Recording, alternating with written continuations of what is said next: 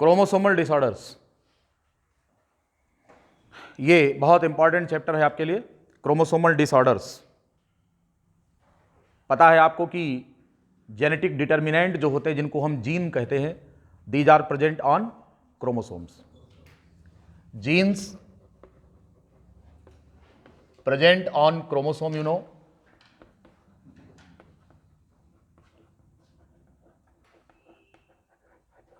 Jeans जो होते हैं ये क्रोमोसोम्स पर स्थित होते हैं एंड जीन्स एंड क्रोमोसोम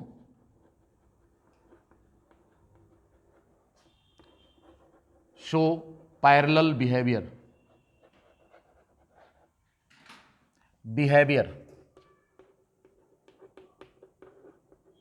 हमने आपको क्रोमोसोमल थ्योरी ऑफ इनहेरिटेंस में यह भी बताया है कि क्रोमोसोम्स एक व्हीकल की तरह हैं और जीन्स एक पैसेंजर की तरह हैं। तो genes are present on chromosome, you know, therefore any kind of disturbance in chromosome will also affect the position of the gene as well as its expression. So any kind of disturbance in the chromosome becomes very important from genetic point of view right now. तो आपको हमें ये जानकारी होनी चाहिए कि chromosomes की position हमारी बॉडी में क्या होती है और क्रोमोसोम से किस किस प्रकार के चेंजेज आते हैं। तो सामान्य तौर पर जो क्रोमोसोम किसी भी ऑर्गेनिज्म में होते हैं, chromosomes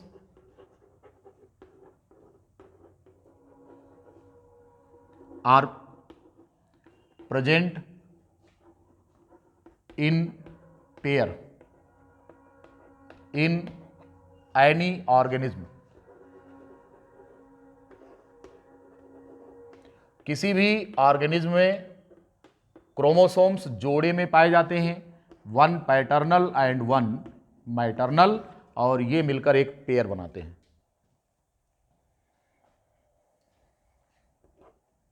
Organisms may be diploid or haploid with respect to plant। अगर हम बात करें ये किस में होता है, एनिमल्स में, ये एनिमल्स की बात कर रहे हैं। और अगर हम प्लांट्स की बात करेंगे तो हम इसे बोलते हैं स्पोरोफाइटिक, और हम इसे बोलते हैं गैमेटोफाइटिक जनरेशन। ये किस में बोलेंगे, प्लांट्स में बोलेंगे। तो जब क्रोमोसोमल नंबर की बात होगी, क्रोमोसोमल सेटिंग की बात होगी, तो एनिमल्स और प्लांट्स में कुछ थोड़ा सा डिफरेंट कॉन्सेप्ट होता है। हम एनिमल्स में सामान्य तौर पर सभी एनिमल्स कैसे होते हैं, डिप्लॉयड होते हैं। एनिमल्स कैसे होते हैं, डिप्लॉयड होते हैं। कुछ स्पेशल केसेज को छोड़कर, जैसे ड्रोसोफिला में आपने डाइप्लॉयड, ट्राइप्लॉयड, है ना, इस प्रकार से आपने देखा था। तो सामान्य तौर पर डाइप्लॉयड नंबर, इसको हम कहते हैं, ये 2n होता है, इट इज 2n। और हैप्लॉयडी जो होती है वो n होती है। किसमें, एनिमल्स में। तो क्रोमोसोम का डबल सेट ही होता है, 2 सेट होता है, इसलिए इनको हम डिप्लॉयड कहते हैं। तो एनिमल्स में 2 से अधिक सेट नहीं मिलते हैं, इसलिए क्या कहते हैं इसको, सामान्य नंबर क्या होता है, डिप्लॉयड होता है। और हैप्लॉयड कंटेंट कब मिलता है, जब हमारे गैमीट्स बनते हैं। तो गैमीट्स में हैप्लॉयड कंटेंट होता है और इसमें डिप्लॉयड कंटेंट होता है, ठीक है। लेकिन जब हम बात करते हैं प्लांट्स में, इन case of plants,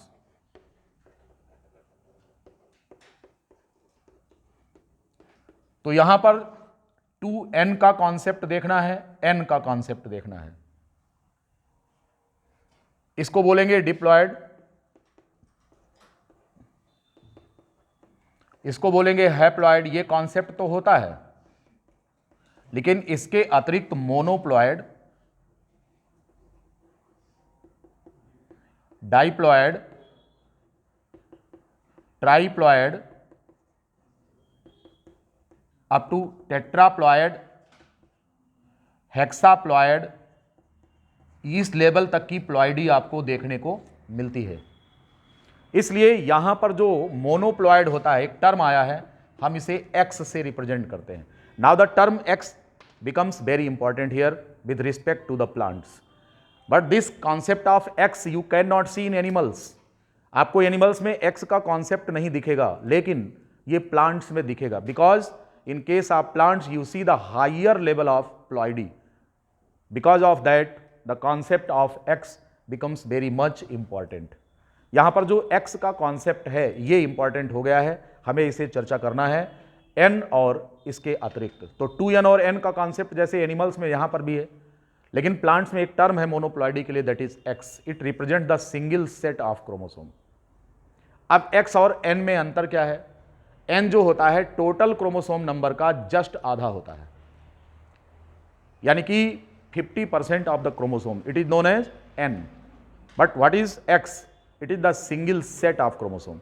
the single set of chromosome in case of plant is known as X. It may be equivalent to the N, but may be more than N or less than N. ये भी समझ लीजिए आप. अभी हम आपको बताएंगे, आपको कॉन्सेप्ट क्लियर हो जाएगा. लेकिन प्लांट्स में क्या होता है, जो X होता है वही N होता है.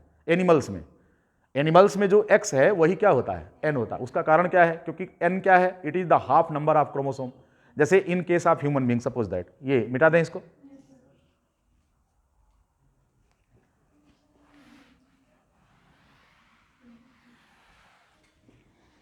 अगर यहां पर देखिए, in case of man, suppose that in man, अब आपको पता है कि 2N होता है, तो 2N इक्वल्स टू 46 होता है, तो N इक्वल्स टू कितना होगा? 23 होगा. तो यहां पर जो N है यही मोनोप्लॉइडी है, ये मोनोप्लॉइड है, या इसी को हम हैप्लॉइड कहते हैं. ऐसा इसलिए है क्योंकि हायर लेवल का प्लॉइडी मिलता ही नहीं है ह्यूमन में, 2N ही होता है. ऐसी कंडीशन में N ऑटोमेटिकली X के बराबर हो जाता है. तो X is the single set of chromosome and here the N is also the single set of chromosome. तो यहां पर ऐसा आपको लगता है देखने में कि N और X क्या है, दोनों एक ही चीज है. तो X का कॉन्सेप्ट हम एनिमल्स में नहीं पढ़ते, लेकिन प्लांट में चूंकि हायर लेवल ऑफ प्लॉइडी होती है, तो X जो होता है ये इंपॉर्टेंट हो जाता है. वहां पर अगर हम देखें,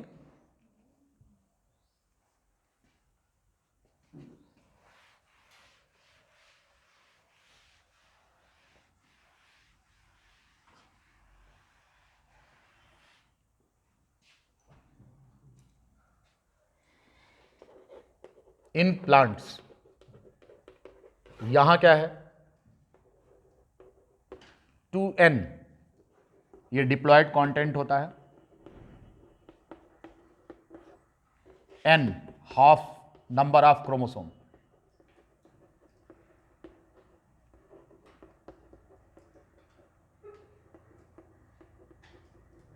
and X it is the single set of chromosome.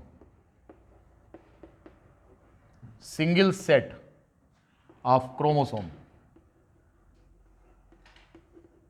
This one, it is the single set of chromosome, right? अब यहां पर एक, जैसे हम हेक्साप्लॉइड व्हीट की बात करते हैं, व्हीट प्लांट क्या, जो ब्रेड व्हीट है, द ब्रेड व्हीट, ये कैसा है? ये हेक्साप्लॉइड है.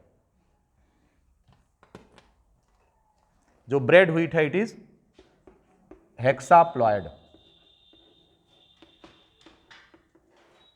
हम इसे 6X कहते हैं, यानी कि क्रोमोसोम 6 सेट में होते हैं. 6 सेट में क्रोमोसोम्स यहां पर पाए जाते हैं, इसे हम 6X कहते हैं, हेक्साप्लॉइड.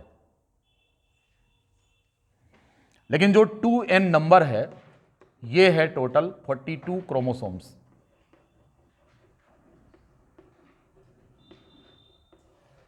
ये कितना है? 42 क्रोमोसोम. तो N की वैल्यू कितनी है?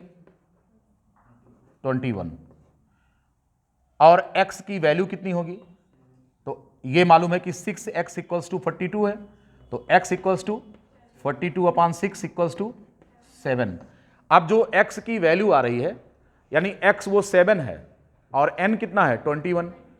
तो क्या ये X और N दोनों एक ही चीज है? नो. अब ह्यूमन में क्या है या एनिमल्स में क्या होता है, चूंकि वहां पर कंडीशन डाइप्लॉइड होती है ऑलरेडी, तो सिंगल सेट ऑफ क्रोमोसोम वो हाफ नंबर हो जाता है. तो यहां पर X का कॉन्सेप्ट गौड़ हो जाता है, उस पर हम ध्यान नहीं देते.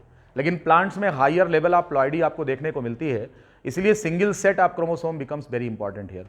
तो यहां पर आप देख रहे हैं कि जो X की वैल्यू है that is coming to 7, and where the n is 21 and 2n is 42. Total number of chromosome कितने हैं? 42 हैं, लेकिन ये प्लांट हेक्साप्लॉयड है जो ब्रेड व्हीट है। तो ऐसी कंडीशन में यहां पर 6 सेट में क्रोमोसोम पाए जाते हैं। Now the single set of chromosome is equivalent to what? It is equivalent to 7 chromosome. हाँ, बेसिक कह सकते हैं इसको, लेकिन बेसिक का कॉन्सेप्ट कहीं नहीं है। मान सकते हैं, मानने तो कुछ भी मान लेंगे आप। x का कॉन्सेप्ट है, n का कॉन्सेप्ट है और 2n का कॉन्सेप्ट है, ये आपको ध्यान रखना है, ठीक है। तो ये कहानी है जो आप देख रहे हैं, ये सामान्य तौर पर क्रोमोसोम के नंबर की बात है, ठीक। x समझ गए, n समझ गए, 2n समझ गए, ये क्या होता है। कॉन्सेप्ट ऑफ C हम पहले ही आपको बता चुके हैं। C का कॉन्सेप्ट बताया ना, single double strand DNA stands for C, ये हम आपको पहले ही बता चुके हैं, DNA का जो कंटेंट होता है। इतनी बात समझ गए सभी लोग। अब क्रोमोसोम के इस सामान्य नंबर में चेंजेज आते हैं, इसे हम बोलते हैं न्यूमेरिकल चेंज इन क्रोमोसोम। तो जब हम बात करेंगे क्रोमोसोमल डिसऑर्डर की, तो ये क्रोमोसोमल डिसऑर्डर्स दो तरीके के होते हैं। एक, क्रोमोसोम की बनावट में कोई परिवर्तन हो जाए तो उसको हम बोलते हैं स्ट्रक्चरल चेंज इन क्रोमोसोम, और दूसरा, क्रोमोसोम की संख्या में परिवर्तन हो जाए तो हम उसे बोलते हैं न्यूमेरिकल चेंज इन क्रोमोसोम। ये दोनों प्रकार के चेंज ऑर्गेनिज्म में परिवर्तन का मुख्य आधार होते हैं। ये दोनों प्रकार के कौन कौन से हैं? स्ट्रक्चरल चेंज भी और न्यूमेरिकल चेंज भी। तो what are the chromosomal disorder? तो हम बात करेंगे change in chromosome structure and the change in chromosome number. ये नॉन मेंडेलियन डिसऑर्डर होते हैं, क्योंकि मेंडल ने क्रोमोसोम की बात नहीं किया था। जो मेंडेलियन डिसऑर्डर्स होते हैं that involve the change in the structure of gene, तो उसको हम क्या बोलते हैं? मेंडेलियन डिसऑर्डर बोलते हैं। और ये मेंडेलियन डिसऑर्डर्स जो होते हैं वो जीन की संरचना से संबंधित होते हैं, structure of the gene, not the structure of chromosome. तो यहाँ पर बहुत ही फाइन लाइन है दोनों के बीच में कि मेंडेलियन डिसऑर्डर और नॉन मेंडेलियन। तो मेंडेलियन इनहेरिटेंस जो होता है उसमें जीन इन्वॉल्व होता है, तो जीन का स्ट्रक्चर में बनावट में जो परिवर्तन होगा हम उसको अलग से पढ़ेंगे। Today we are concern with the change in the chromosome structure as well as the number of the chromosome, right. तो ये मेंडेलियन डिसऑर्डर नहीं है, क्रोमोसोमल डिसऑर्डर, ठीक। तो क्रोमोसोमल डिसऑर्डर दो तरीके का होता है, इसको मिटा दें। क्रोमोसोमल डिसऑर्डर दो तरह का है।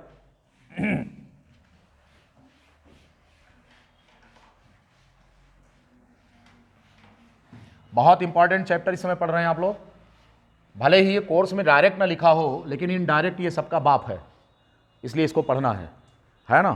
तो बात करेंगे हम जो ये क्रोमोसोमल डिसऑर्डर्स होते हैं, these fall basically under two categories. One that is the numerical change in chromosome, numerical change in chromosome,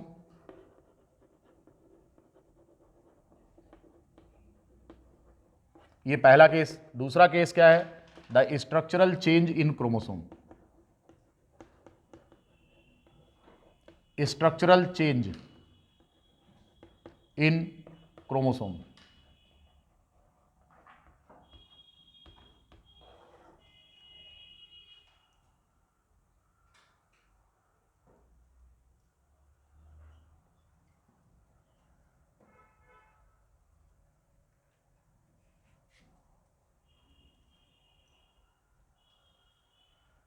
structural change in chromosome को हम बोलते हैं क्रोमोसोमल एवरेजन। क्या बोलते हैं? It is known as chromosomal aberration. हम इस पर चर्चा बाद में करेंगे। न्यूमेरिकल चेंज इन क्रोमोसोम, यहां पर क्या होता है? There may be the change in, there is the change in the number of chromosome, number of the chromosome. इसमें एक तो एन्यूप्लॉइडी होता है,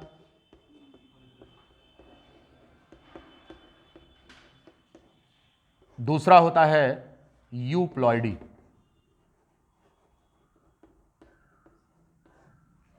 बेसिक कैटेगरी इसकी दो है, एन्यूप्लॉइडी और यूप्लॉइडी। यहां पर क्या होता है कि if there is the change in number of chromosome,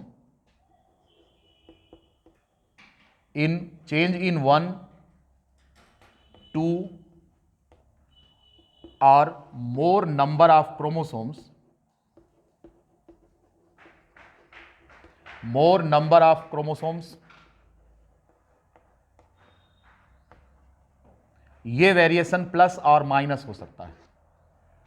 chromosome की संख्या ज़्यादा भी हो सकती है और कम भी हो सकती है, लेकिन ध्यान रहे कि कंप्लीट सेट क्रोमोसोम का रिपीट नहीं होता। There is no repetition of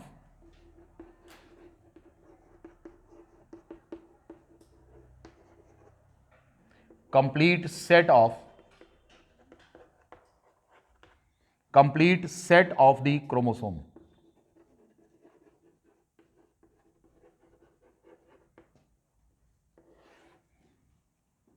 chromosome में इसकी संख्या में कोई कंप्लीट सेट में इस तरह का कोई रेपिटिशन नहीं होगा, 2n 3n 4n इस प्रकार नहीं होगा।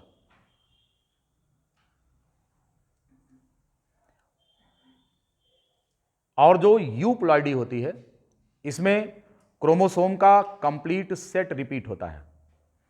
The complete set of chromosome repeated, the complete set of the chromosome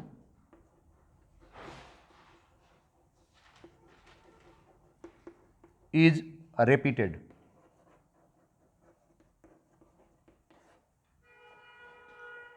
जब यहां पर क्रोमोसोम का कंप्लीट सेट रिपीट हो तब इसे हम यूप्लॉइडी कहते हैं। और अगर इसमें क्रोमोसोम का संख्या प्लस या माइनस हो, जैसे 46 क्रोमोसोम 47 हो जाए, 48 हो जाए, या 44 हो जाए, या 43 हो जाए, एक या दो की कम ज़्यादा की संख्या हो जाए, तो हम इसको क्या बोलेंगे? It is known as aneuploidy, जहां पर कि पूरा पूरा सेट क्रोमोसोम का रिपीट नहीं हो रहा है। और दूसरे केस में क्या होता है? क्रोमोसोम का पूरा सेट रिपीट होता है। बात समझ में आ गया? और क्रोमोसोमल एविरेशन जो होता है, स्ट्रक्चरल चेंज, इसमें कई प्रकार का होता है। डेलीशन होता है, डुप्लीकेशन होता है कि नहीं, ये इन्वर्जन होता है, तो इसके बारे में ट्रांसलोकेशन होता है। इन सारी चीज़ों पर हम चर्चा करेंगे। तो ये जो चैप्टर है इसका काफ़ी एलेबोरेटेड स्कोप है, एक एक करके पढ़ना। इसमें तमाम सिंड्रोम्स आएंगे आपको पढ़ने के लिए। डाउन सिंड्रोम है, क्लाइनेफेल्टर सिंड्रोम है, टर्नर सिंड्रोम है, कैट क्राई सिंड्रोम है, एडवर्ड सिंड्रोम है, पटाऊ सिंड्रोम है ना। इस पे तमाम सिंड्रोम्स आएंगे। इन सब के बारे में चर्चा हम अपने अगले लेक्चर में करेंगे। ठीक है, next time. Now the chapter is becoming very important.